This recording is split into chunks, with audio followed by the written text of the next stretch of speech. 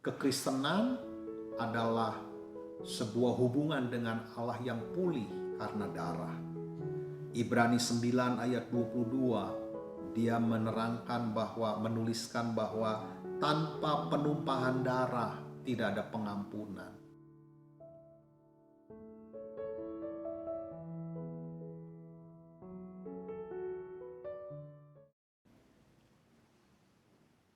Jumpa lagi dengan saya, kita bersama-sama kembali untuk mendengar sebagian daripada firman Tuhan. Bapak Ibu, isu dari kehidupan adalah manusia jatuh di dalam dosa. Allah menciptakan semuanya pada mulanya adalah baik, tetapi akibat dosa semuanya terhilang. Jadi ini sebuah pertanyaan, apakah ini berarti karena dosa semua manusia akhirnya masuk ke neraka? Nah, kita mau belajar dari kebenaran firman Tuhan. Kalau kita lihat di Kejadian pasal yang keempat, saya akan bacakan bagi setiap kita. Kejadian pasal yang keempat, ayat 1 sampai dengan 5 berbunyi demikian.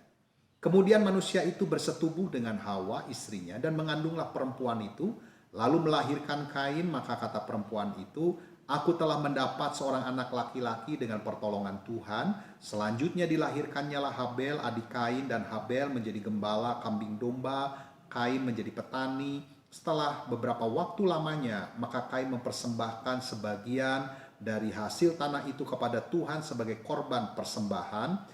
Habel juga mempersembahkan korban persembahan dari anak sulung kambing dombanya, yakni lemak-lemaknya. Maka Tuhan mengindahkan Habel dan korban persembahannya itu. Tetapi Kain dan korban persembahannya tidak diindahkannya. Lalu hati Kain menjadi sangat panas dan mukanya muram. Ayat ini mengisahkan tentang Kain dan Habel yang mempersembahkan persembahan kepada Tuhan. Tuhan tidak mengindahkan persembahan Kain, tetapi Tuhan mengindahkan Habel dan korban persembahannya. Mengapa?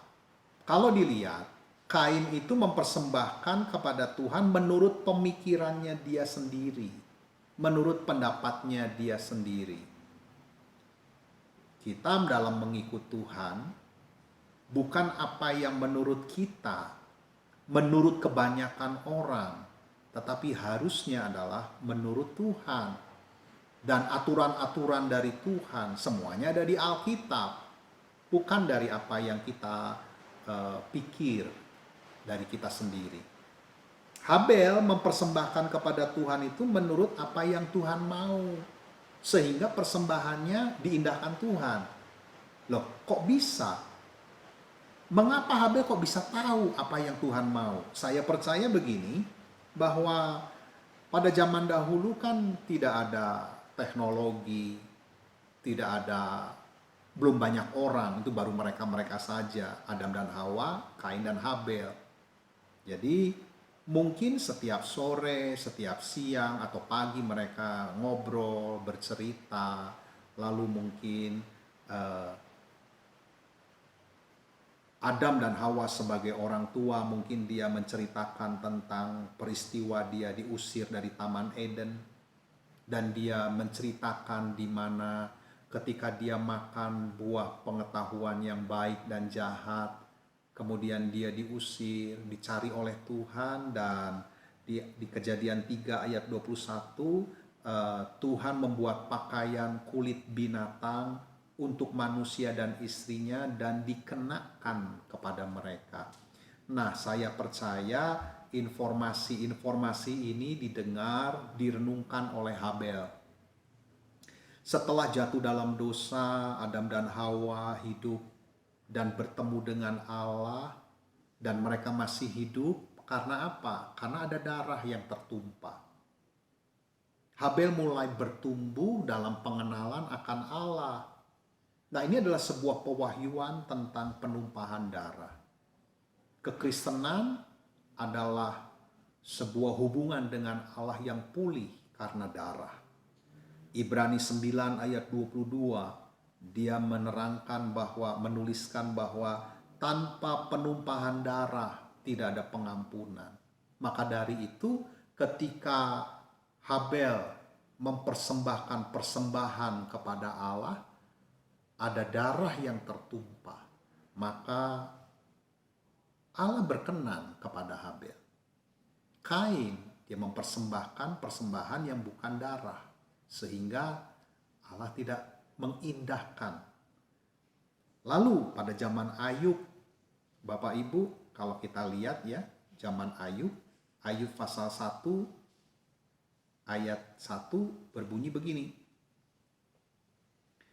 Ada seorang laki-laki di tanah Uz bernama Ayub, orang itu saleh dan jujur, ia takut akan Allah dan menjauhi kejahatan.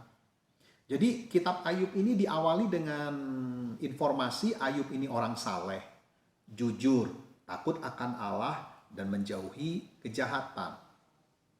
Di ayat yang ke-8 pasal pertama, itu kondisi Ayub yang sama diakui oleh Allah. Di Kejadian 2 ayat yang ketiga, di Ayub pasal 2 ayat yang ketiga, kondisi Ayub yang sama pun diakui oleh Allah, bahwa Ayub itu orang yang saleh, jujur, takut akan Allah, menjauhi kejahatan. Dan di Ayub pasal 2 itu adalah keadaan di mana Ayub telah mengalami masalah, badai dalam kehidupannya, ujian dalam kehidupannya. Nah, mana bisa manusia itu benar dan saleh di hadapan Allah? Tapi kok Ayub bisa? Ini zaman di mana Tuhan Yesus belum turun berinkarnasi menjadi manusia. Penebusan dosa di kayu salib belum dilaksanakan, belum dilakukan. Mana bisa ada seorang manusia yang bisa disimpulkan dia saleh, jujur, takut akan Allah, menjauhi kejahatan. Di kitab Roma pasal 3 ayat 10 sampai 18 menginformasikan semua manusia adalah orang berdosa. Roma 3 ayat 23 itu pun menerangkan semua orang telah berbuat dosa. Roma 6 ayat 23 menerangkan upah dosa adalah maut. Mana bisa ada manusia benar dan saleh. Tetapi Ayub di sana disimpulkan dia saleh. Nah, Bapak Ibu, saya menemukan rahasianya adalah di Ayub pasal 1 ayat yang ke-5.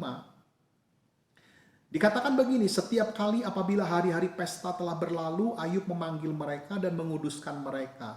Keesokan harinya pagi-pagi bangunlah Ayub, lalu mempersembahkan korban bakaran sebanyak jumlah mereka sekalian, sebab pikirnya, mungkin anak-anakku sudah berbuat dosa dan telah mengutuki Allah di dalam hati. Demikianlah dilakukan Ayub senantiasa. Jadi di sini kita bisa lihat rahasianya Ayub yaitu apa? Menguduskan mereka, mempersembahkan korban bakaran, demikianlah dilakukan Ayub senantiasa. Artinya apa di situ? Ayub mempersembahkan korban bakaran bagi anak-anaknya. Demikianlah dilakukan Ayub senantiasa, berarti terus-menerus, berulang-ulang, konsisten. Ada korban bakaran. Apa itu korban bakaran? Ada darah yang ditumpahkan. Nah, perilaku menyelidiki hati, membereskan hati, mengakui dosa dan meminta ampun adalah perilaku yang seakan-akan Ayub pada waktu itu lakukan juga. Tetapi dari sini kita bisa lihat sebuah benang merah, darah. Awal, semua manusia jatuh dalam dosa, berarti kalau manusia berdosa, semua masuk neraka dong. Tetapi ada Habel yang dikenan oleh Allah, karena ada darah. Ada Ayub, dikenan oleh Allah, ada darah. Nah, kita lihat di sini Tuhan Yesus. Di kitab Yohanes, Injil Yohanes pasal 1 ayat 29 dan 36 di sana diberitahu Yesus adalah anak domba Allah. Jadi perjanjian lama penebusan dosa menggunakan anak domba, darahnya dicurahkan, dijadikan korban bakaran, korban penghapus dosa. Nah, di perjanjian baru Tuhan Yesus menjadi anak domba Allah. Di dalam Yesus dan oleh darah Yesus, maka penebusan, yaitu pengampunan dosa, dapat kita terima. Ada darah yang dicurahkan di sana. Dalam Yesus, penebusan dan pengampunan dosa dapat kita miliki. Nah, kalau kita lihat kembali ke Perjanjian Lama, ketika bangsa Israel keluar dari Mesir menuju tanah perjanjian, tulah yang ke-10 adalah anak-anak sulung mati. Tetapi bangsa Israel terluput dari tulah yang ke-10, anak-anak sulung mati. Mengapa? Karena di sana diberitahu bahwa darah harus dioleskan di pintu rumah mereka. Darah itu menjadi tanda pada rumah-rumah di mana mereka tinggal, dan Allah akan melihat darah itu, dan akhirnya mereka terselamatkan dari kematian anak-anak sulung. Darah Habel berteriak ketika dia dibunuh kepada Allah. Darah berbicara. Apalagi di Ibrani 12 ayat 24, darah Yesus berbicara lebih kuat dari darah Habel. Nah, perhatikan di sini, zaman Habel, zaman Ayub ada korban darah. Zaman Musa pun Allah mengajarkan persembahan korban. Ada korban darah di sana. Jadi rupanya ketika kita, Bapak Ibu, Saudara, ya, kita percaya dan menerima Tuhan Yesus, maka kita dibenarkan. Kita menjadi tidak bercacat celah. Karena apa? Karena ada darah Yesus yang menyucikan kita. Dan betapa pentingnya darah Tuhan Yesus bagi kita. Perjanjian Lama itu menceritakan tentang nanti di depan sana, di masa depan sana, ada Allah yang akan turun, Mesias, menjadi anak domba, di mana darahnya pada akhirnya menghapus dosa. Sehingga pertanyaan di awal tadi, apakah berarti karena dosa semua manusia akhirnya masuk ke neraka? Ya, kalau tidak ada darah Yesus, dosanya tidak diampuni, tidak dihapuskan, masuk neraka. Tetapi kasih karunia Allah di dalam Yesus itu membuat setiap orang yang percaya kepadanya, darah Yesus itu akan membuat pengampunan dosa terjadi dalam kita. Sehingga Bapa Sorgawi akan memberikan keselamatan kekal kepada kita karena darah Yesus. Biarlah setiap kita lebih menyadari dalam hidupmu ada Tuhan Yesus, ada darahnya yang menaungi kita, sehingga ketika Bapa Sorgawi melihat kita, kita benar, kita kudus, kita tanpa cacat celah. Mengapa? Karena Bapa Sorgawi melihat darah Yesus atas kita. Amin.